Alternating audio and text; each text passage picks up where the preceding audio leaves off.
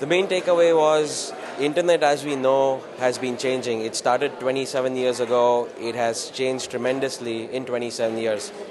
The new wave of domain names, the new way of doing business is going to change it further.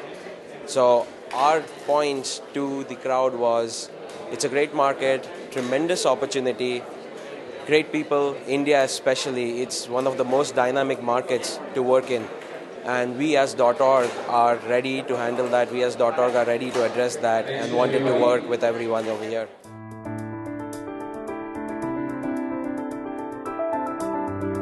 We saw all the technology that was 27 years ago.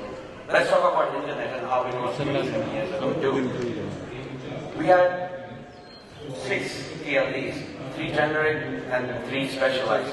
Comnet, of course, that's more. So, and Will. I'm going to ask a trivia question. The domain name space opened up and the first domain name was bought in 1985. Does anyone know what domain name that was? Anyone? No. I hope it was, I know. It was symbolic. It was bought by a computer company in Massachusetts. That was the first time our industry opened up. That was the first domain name sale. That was 27 years ago. We're going to fast forward and come to present. Today, we have over 2 billion internet users. Until 1992, there were close to 10,000 to 20,000 domain names that have been sold. Right now, there are 210 million domain names, and it's counting. The 6 TLDs moved into 200 plus TLDs. GTLDs like Asia, Biz, Info, CCTLDs like .I, .fr, and with the new announcement of ICANN, I hope everyone of you have heard that there are going to be 1,000 to 1,400 new TLDs coming out probably towards the end of 2013 and 2014. They're going to range from .Africa, .health, whatever you like to have. I think that's a tremendous leap from 27 years ago to present. So much has changed in those last years. I guarantee you this new wave is going to exponentially change the way we use internet and the way we know internet right now. So we need 210 million domain names.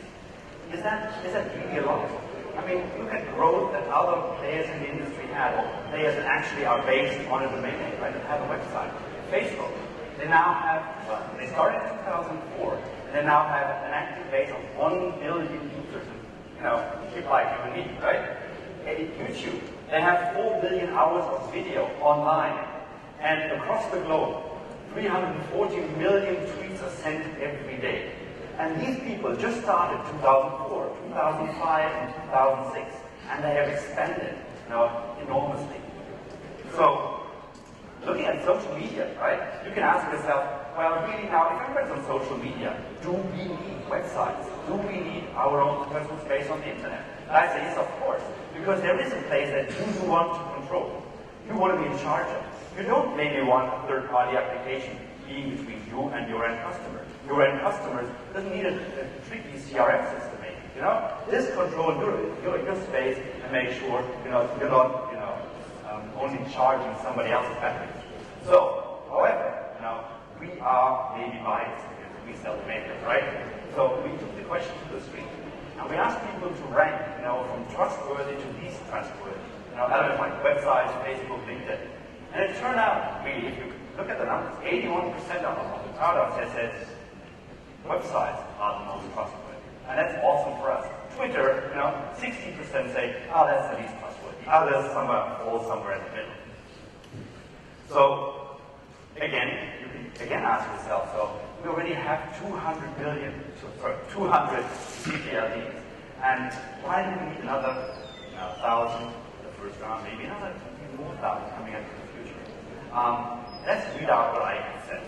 ICANN says the program goals include enhancing competition, consumer choice, and enabling the benefits of innovation via the introduction of new GTLDs. Innovation. This is what's key.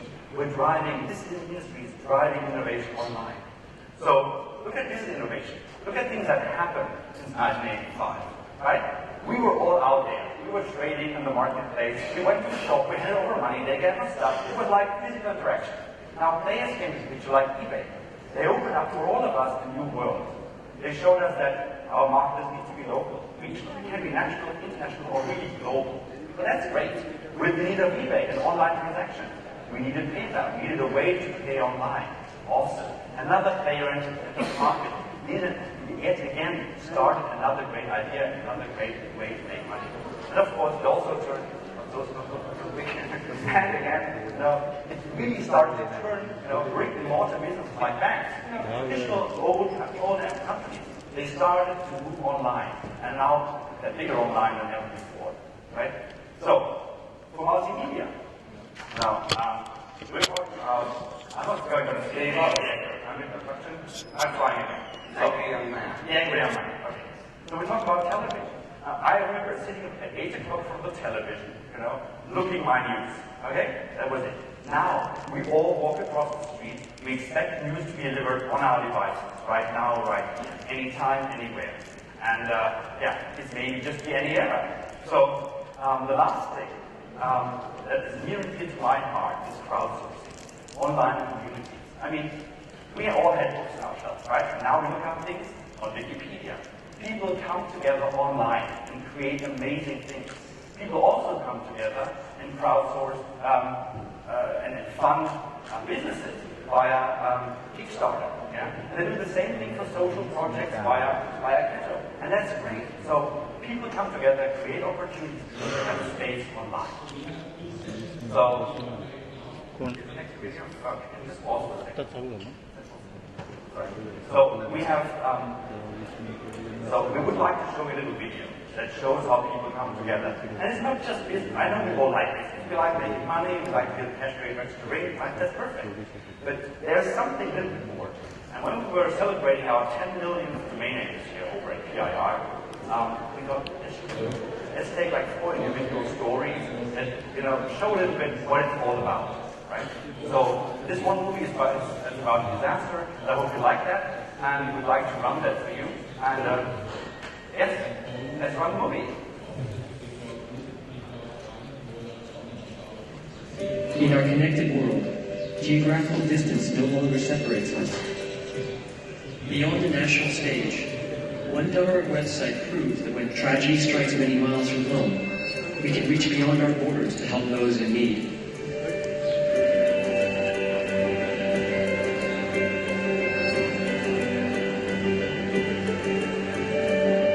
Southwest is a launch pad for innovators. People see business entrepreneurs, designers, developers, hackers, people who are working on developing new products and services, people who are marketing them, people who are publishing books, musicians, artists, filmmakers. So it's a phenomenal, talented, creative, right-brain and left-brain group of people who are really passionate about doing cool stuff.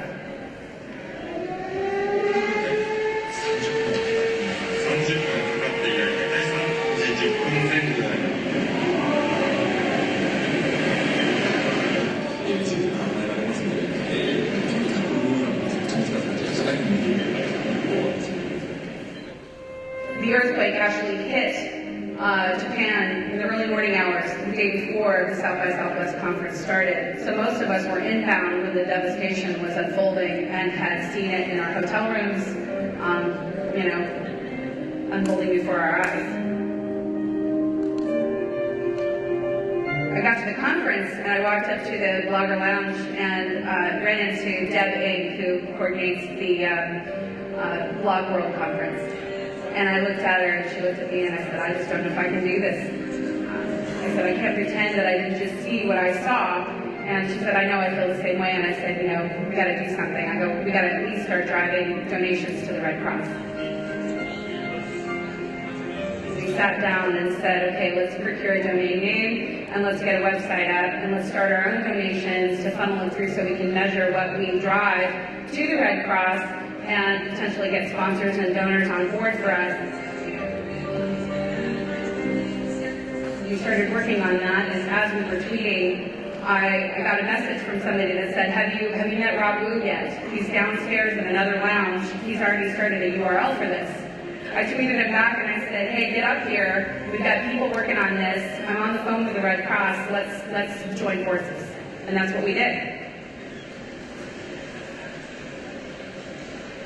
So I heard from my girlfriend that this person named Lee had started an effort at this other lounge upstairs. And so I went up there. It sounded like Lee had a strong vision for what she wanted to do, as well as she had a right heart. Because I wanted to work with somebody that that had the same vision and the same heart as I had. We actually thought that maybe we could raise $10,000 as a little grassroots thing with our social media influencer friends. The way that it all came together was pretty amazing. Everything we talked about with regard to the potential of new media and the web and .org and what you can do online, it culminated in this grassroots opportunity. It started off gradually and then exploded. We had influencers on social media tweeting about us. We had speakers on stage talking about our campaign. We had South by Southwest organizers, promoting us, supporting us in every way possible. When we first started, our goal was to raise $10,000. We raised that to 10 very quickly. We raised it to 20, then 40, then 80, and by the end of the festival, we were at 110,000 with commitments for about 30,000 more. After the festival ended, the campaign didn't stop. We had people who wanted to pitch in and contribute and support even more. So the band Hanson created a whole album to raise support. We had corporate sponsors that pitched in. We had people that could continue to fundraise to their friends and family to get even more donations. I'm really proud. I mean, when we first started, we didn't know that we'd get such a great response from the community, and we did.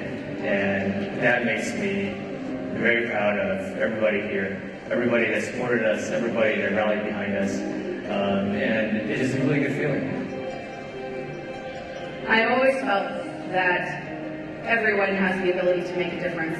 We have God-given talents and abilities. We have an amazing array of tools at our disposal. And I think if people would only realize how more empowered they are now than ever before in history, South by Southwest for Japan was just one example of many, many ways that people are trying to follow the convictions that they have within themselves to make this world a better place.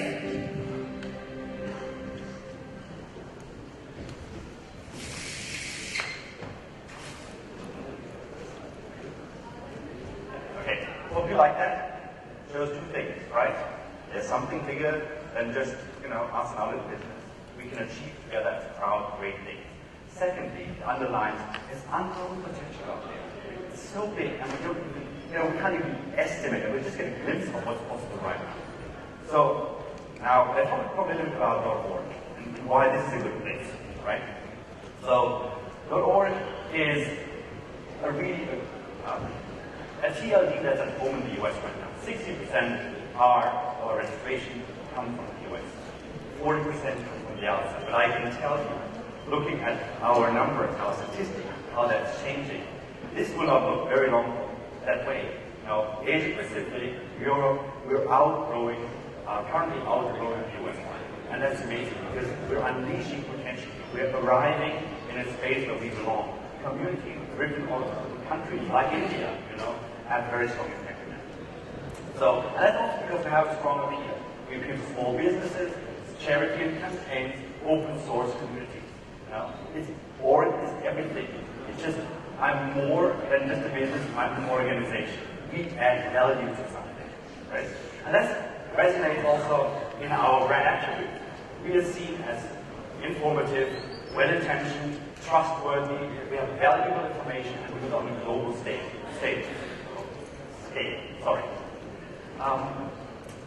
We are growing 7% year over year, at least 7% year over year. That's a good number. If you're selling .org, you're on the right track. You're with successful partners. You would like to know even more is, okay, so I'm selling it, maybe it's an extra effort. Maybe it's easy to sell an .org domain name to somebody. Why should I do it? Because we have a great renewal rate, 75%, a blended rate, and that's great. People love staying .org. They even identify themselves as being a .org company, right? Where I come from Germany, people say, I'm .org, I get that. But I'm hearing more and more, I'm a .org, and that's great. And so that's something you can say here this morning as well. But I know you want to know more specifics about India, so this is why I hand over to Anand. Thank you, Uli. So we saw how domain names drive innovation. Innovation in part drives growth. Growth is very important for us. We are on an amazing trajectory, especially Asia Pacific and India. So let's see how we can tie all those things in and see what the future would look like. I'm going to go through a few numbers. I am sure you have seen or heard these numbers in the last year and a half, and maybe in the last few months, because we have been introduced. Internet in India and Asia Pacific have been introduced. Let's start off with internet users. 44% of world internet users reside in Asia Pacific. You might be thinking, well, that's not shocking because we have two of the most populous countries in the world, India and China, and the two fastest growing countries in the world, not only internet but GDP-wise too. What's interesting and where the opportunity is the number of people online based on population. Only quarter of the population in Asia is online. Look at the established markets, North America, Australia, Europe. They're in the high 60s to mid 70s. We want to be there. We are on our way, but we want to be there. We will be there. That's the potential. I'm going to look at India now. It's my market. I am very passionate about it. I'm from here. We are 1.2 billion people. In 2000, we only had 5 million internet users. In the span of 11 years, that grew 24 to 121 million users. But that still is only 10% of the population. Fun fact, Facebook started in 2004. 45% of our users, our population, are already on Facebook, active users, so they log in every week or every month. Come on guys, get a website. So, we saw the potential, we're seeing that there's growth in India. The question is, and we spoke about .org, there's growth in India for the entire internet. You're being from .org, I'm going to talk about what are we doing for India right now. We are working with our key channel partners continuously to reach out to the end consumer. Especially in the last 10 months, we have put in a lot of time and effort to educate, not only about .org, but internet, the potential that internet has, what's in store for you, not only for this year, but years to come. We are undertaking ad campaigns, educational ad campaigns to show you the power of internet. We are actually pushing out PR campaigns, educating you about it. And as I said, 45 million users on Facebook, we are driving social media campaigns too. We are having contests, we are trying to get people to think out of the box. This is not a one-year wonder. We are here to stay, we have a commitment over here, and we are looking forward to working with all of you and making this one of the topmost markets in the world for internet. Let me reiterate, I firmly believe it's the right time, it's the right place, and after seeing you all talking yesterday night, I know it's the right crowd to make this happen. So, really thank you very much, and don't, sorry, Anand, so we started off by saying we're going to talk about the future of the internet, especially in India. We tried to address that, but none of us have that magic ball to exactly tell us where we're going to be next year, 10 years down the line. What we do know is India, Asia Pacific, the countries that are not developed but developing are on the right path, with the right people, in the right place. And we look forward to build that together and get where we want to fast. It's a world of possibilities together. Thank you all very, very much. Thanks.